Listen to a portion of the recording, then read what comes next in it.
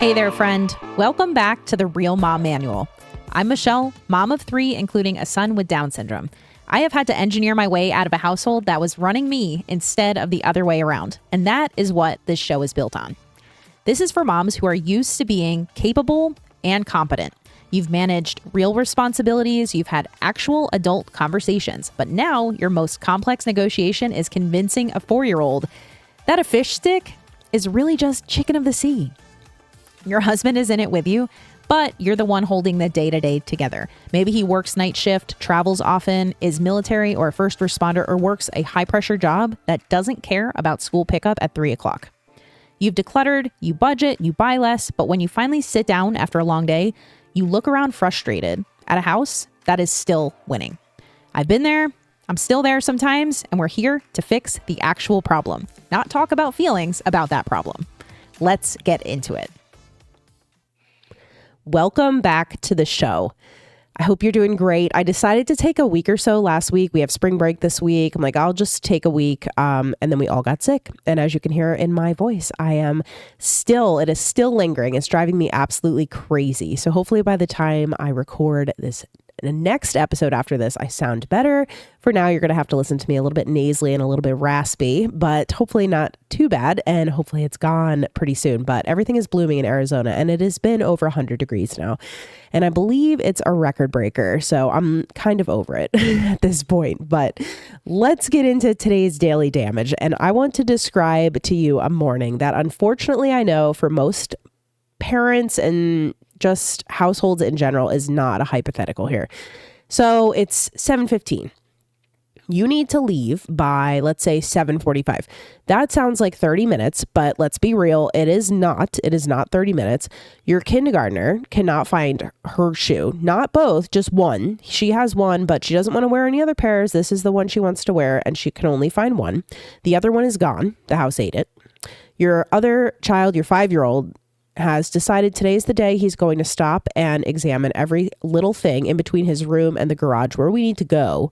And he found something, that is super interesting he's playing with, and he will not move. And he's getting heavier. And in order for you to help get him out the door, you're going to have to pick him up or move him or do something because he doesn't want to come by himself. And now maybe you have another child like I do, the third child, the baby. He pulled himself up on the couch and he is standing there looking proud of himself, but you're 10 feet away and he looks like he's going to fall. And you haven't eaten anything. The coffee is only half made. And the bag that was supposed to be packed last night wasn't, because by 8:30 p.m., you're just done, right? I mean, I get it. I'm done.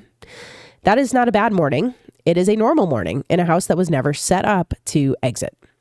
And here's the thing nobody says out loud. The problem didn't start actually at 7:15. It didn't even start at 6:45 when you got up or dragged yourself out of bed or hit snooze for the third time.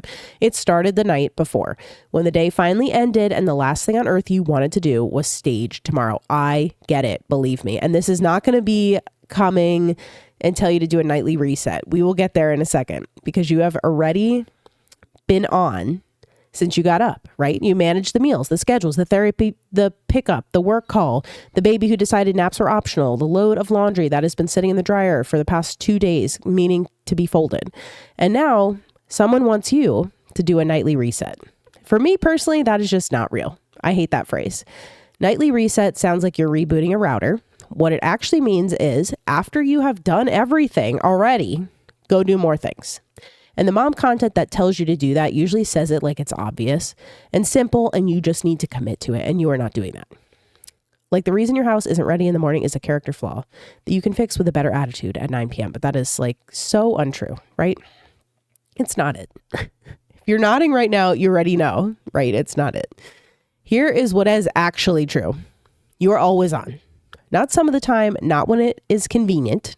Always. You're thinking 3 moves ahead in a house where one of your kids will absolutely find the one thing that you forgot to put away and dump it, climb it, break it, eat it, whatever it is. You're running probability calculations constantly in the background of your head. What is the highest risk item in this room right now? What is the most likely chaotic, crazy scenario in the next 20 minutes? Is that gate latched? Not because you're anxious, because this is obviously anxiety inducing. Because you're paying attention, though.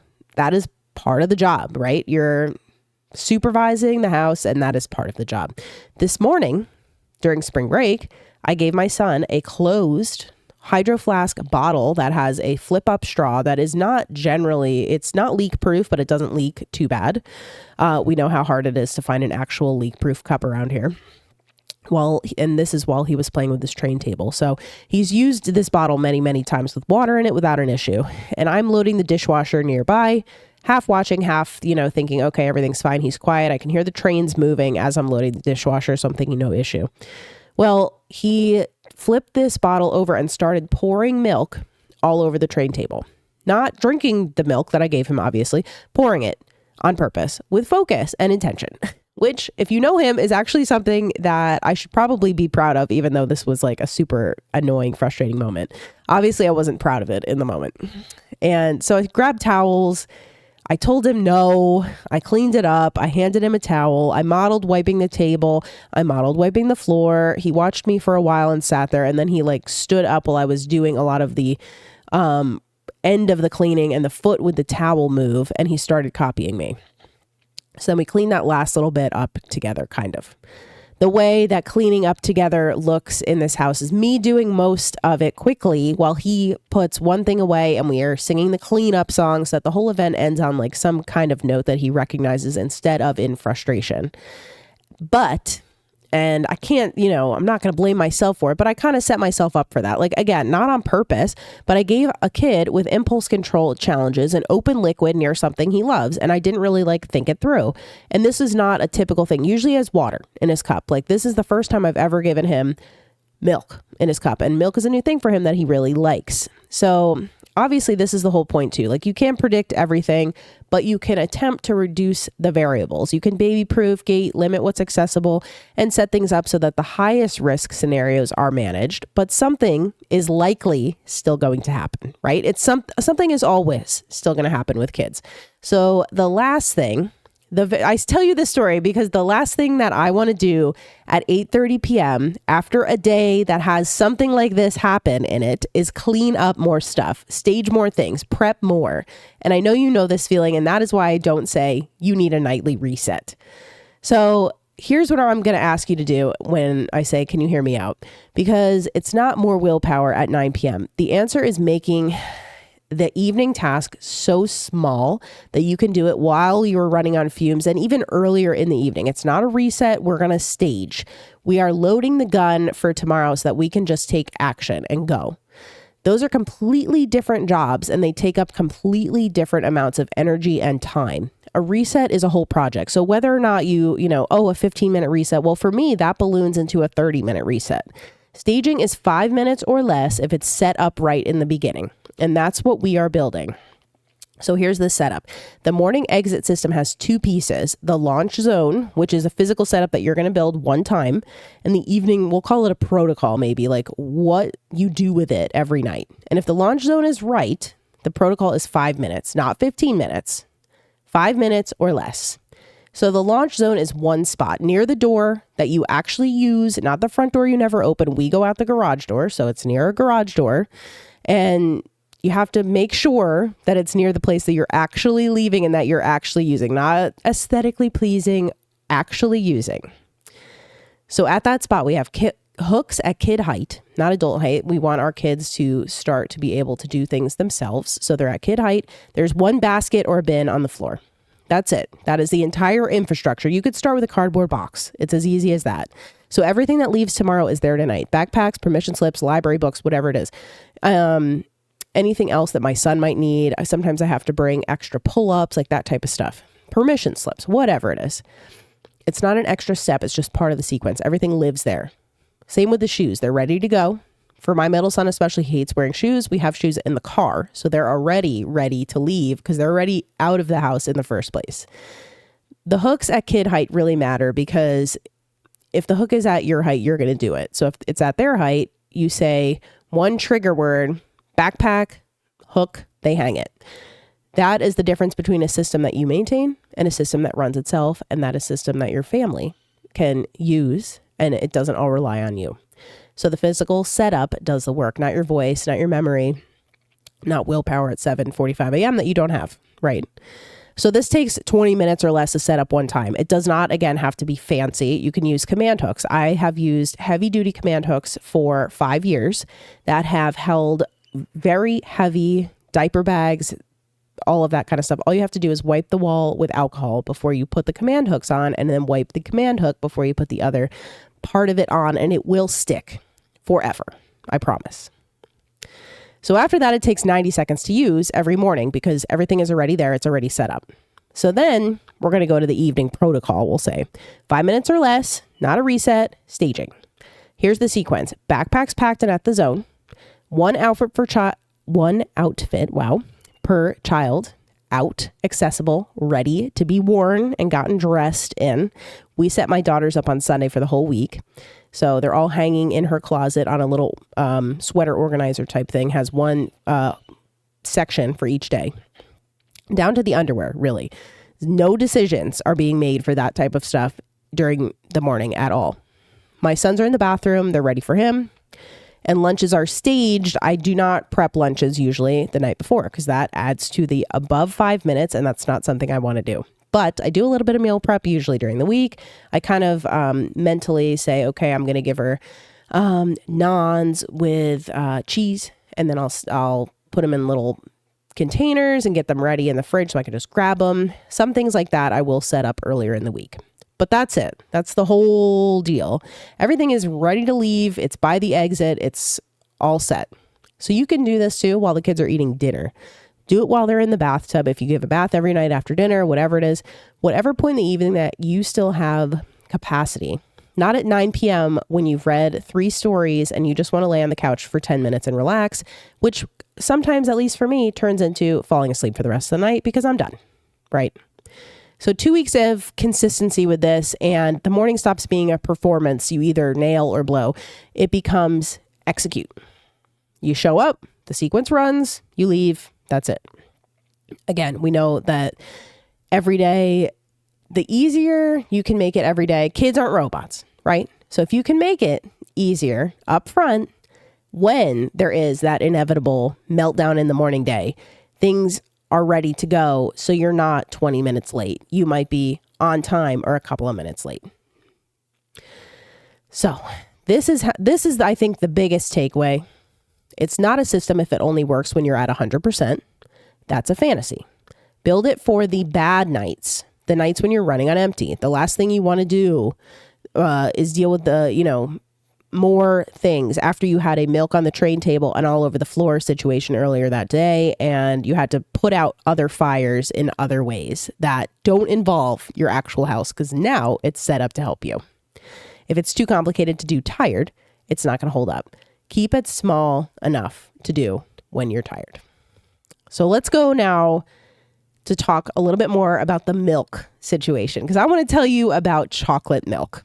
And this is going to relate to my son. And again, my middle son has Down syndrome. He is 5 and he is in that growth period, which is so awesome and exciting. We're starting to hear he has struggled so much with speech, and they have not called him nonverbal, but he has had very minimal, 10 or less, I would say, words, specific words that you can hear and some people outside our family can understand. And he has probably, I would say, 50 to 100 approximations. So he might say the back end of the word, the easier syllable, part of the word, whatever it is. So again, a lot of it is if you're mom or dad, or sister, even the baby, you can understand certain things, but other people outside our family have a very difficult time. So he has an AAC device, which is an augmentative communication device. It's literally an iPad with an app called Touch Chat on it. They make different ones, but this is something that he can use to help him express things like that he doesn't have spoken words for yet. He used to hate it. He would push it away. He was not interested. Over the past couple of months, he started engaging with it a little bit more in phases, we'll say. So in like little bursts, he would cycle through different areas. When he was at school, he might do colors, even though we kind of told him we need to like push away from that and do more action words. So like car, go, or something along those lines that are going to be useful to him in everyday life, at least at this point. So then he got into silly words like stinky, dirty, things that made him laugh. And then we started getting a yes or a no, which actually meant yes or no, which is really big because for a while it was just kind of like I'd ask him if he wanted something and he did, and he would shake his head no, because the yes up and down is actually quite a difficult muscle movement. So we didn't really know, unfortunately. So lately it's been drinks. All drinks. He's in the little tab that is drinks. Juice, milk, water. He's tapping them. He tries to repeat certain ones. He is getting pretty good with milk, and he can say juice for juice. So he's starting to ask for things with more intention. And the last one that stopped me in the kitchen, chocolate milk. We are actually playing with the train table last week because he loves trains, and he starts tapping through the drinks. We are repeating them. I work with him with this device, if not every day, every couple of days at least. Once we had the baby, it was definitely harder to work with him every single day, of course, but he still does get help in school and outside of school, which is great. Anyway, chocolate milk. He said it so clearly. I was like, no way. 2-word phrases are so hard for him. He has a very high volume, and it's been hard to help him lower the volume, which when the volume lowers, it's easier to get out more than one word, more than one syllable. So he has very few 2-word phrases. Cargo, Bye Song is a song that he likes to listen to, the goodbye song, and No Mine is a newer one that he's starting to when he's playing, and now chocolate milk. So I'm cheering, we're excited, I'm high-fiving, that's, he's all excited. I tell him, hey, let's get some at the store. I don't know if you've ever had it. Well, I get it. I open it, I hand it to him, I put it in a closed cup with a straw. He tries it and he spits it out. Just done. Not interested. And now whenever he wants regular milk, he goes over to the fridge and says chocolate milk. I said, I don't think you want chocolate milk. Would you like regular milk? And he still says chocolate milk, or he will model on the device chocolate milk with very lots of enthusiasm. So that is the life. It cracks me up. Both things at once, always, right? There's a milestone. It's amazing. And then we are spitting it out in the same 30 seconds. So here's why I'm telling you this in an episode about mornings, because this is what always on actually looks like for a special needs parent, not just logistics, though logistics are real. The setting all of this up if you need anything extra, especially for medical parents or parents who need anything. Some kids are he is sensory. He has a lot of sensory things and preferences, but right now I don't have anything specific that I bring with him to school or anything like that. But maybe your child has a weighted vest or something like that. Stuff needs to go in your launch zone. So the same sequence every morning too, because predictability isn't just convenient. It makes mornings work much better for him. At this point, he actually has school in the afternoon. So mornings for him are a little bit more relaxed. For us and our family, my husband usually takes my daughter to school. So he is home with me and we kind of do the ease into the day, breakfast, that kind of stuff, at least at this point. But he will go to kindergarten this coming year. And I'll talk to you a little bit more about our process for that in a future episode here. All right. And now I want to tell you where I'm currently losing, because it is funny, but I wouldn't say it was necessarily funny at the time.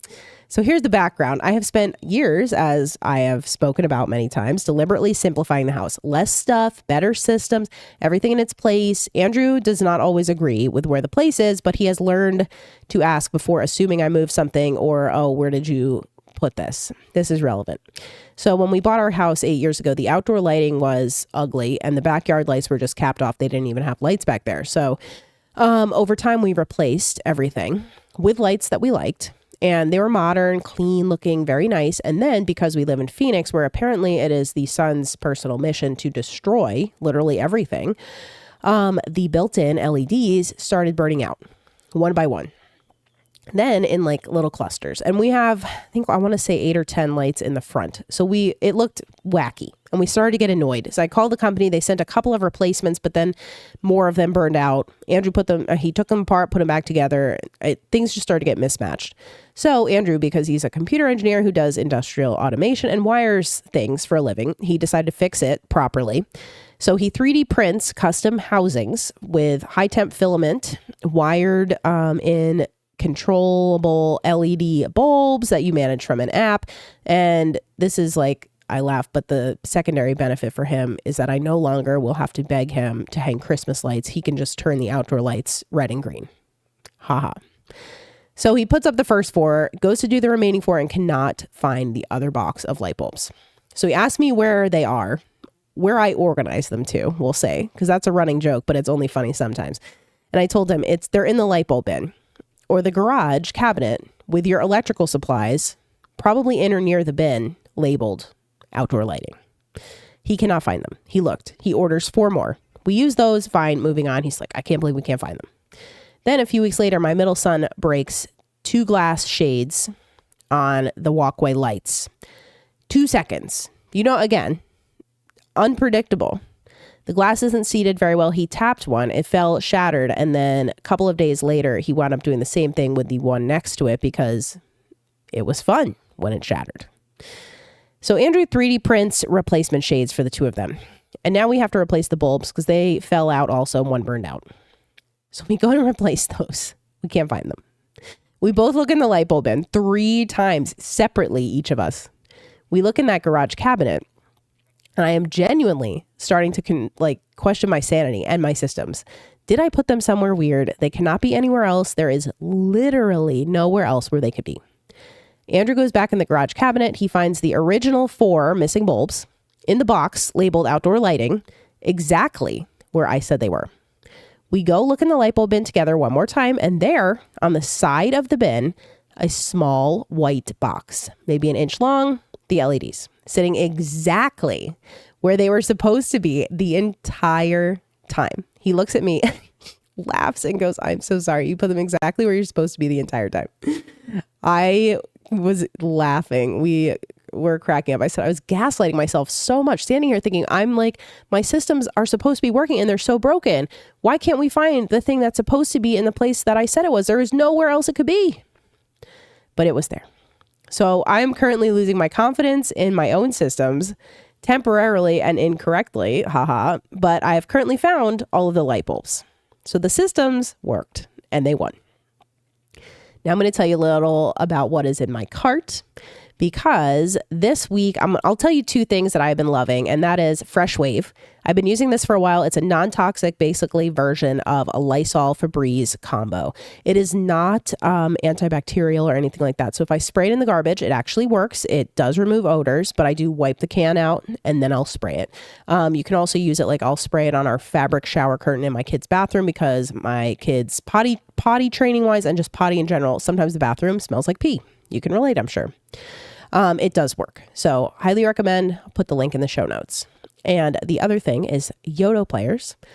We are huge fans of Yodo around our house. My daughter has a 2nd gen, and it's probably 3 or 4 years old at this point, and my son has a 3rd gen, and they have been beat up so incredibly much. They do have a 1-year warranty, which I highly recommend just taking note of the warranty in case you have any issues. They're very sturdy, but again, especially for my middle son, when he first started learning how to use it, he started learning quickly and he could use it very easily. However, there came a point a couple of months later when if he did not want to be doing something, he would chuck things. So the Yodo got chucked a couple of times. So one of the buttons broke. But again, what are you going to do when you chuck it down a hallway that has tile? It bounced. But anyway, they are incredible.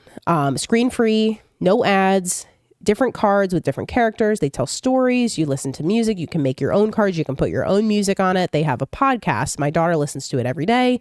A radio show. They have ad-free radio with all kinds of different music. They switch it up seasonally. I mean, it's truly a great product. We love it more than Tony's. Even, like I said, my middle son could easily use it when he was 3. We gave it to him for his birthday and we showed him how to use the buttons, and it works wonderfully. I think I know Tony is a competitor of Yodo and they are great. However, the cards are so slim and easy to use, and the Tony seems to be for a little bit more younger kids, but it's whatever, again, works for your family. I'll put a link to the Yodo in the description. If you use my link, you get $5 off. I don't know if it stacks with some of their other sales and deals, but they've had some stacked even up to, I think, 30% off for over $100, and they're originally over $100. So easy peasy to get that discount. Finally, let's talk 10 to the table. So breakfast this week we're going to do, because I want to talk about closing the loop for the mornings. So I'll do like an egg bake or an egg frittata. I use whatever veggies I've got to use up. I mix it with I would say if I'm going to do like a 9x13 Pyrex, we'll do probably 10 to 12 eggs with some milk, cheese, and then 375 to 400, bake it for about 25 minutes. Just make sure the middle is set. That is the worst part. And then when you pull it out, it cooled down a little bit. I slice it. I'll put probably half in the freezer, half in the fridge. I'll eat it all week. Super easy, high protein, actually filling, zero decisions. That is something I grab for breakfast often when I make them. My kids usually do cereal during the week. We do Cheerios, sometimes Lucky Charms. But I'll buy the Aldi version because it makes me feel better when they're dye-free, even though they're sugar-filled, of course. Not too much better, but I'll take it. So that is it for the show today. I am so glad you stuck with me through my nasally raspiness, and hopefully this is over pretty soon. But I hope you have a great week, and if you're on spring break, that it went really well, and I will talk to you soon. All right, that's it for today. If this was useful, and I hope it was, share it with someone who could use it too. A quick review takes 30 seconds and helps more moms find the show. Grab the Friction Fix free at therealmommanual.com. Talk soon.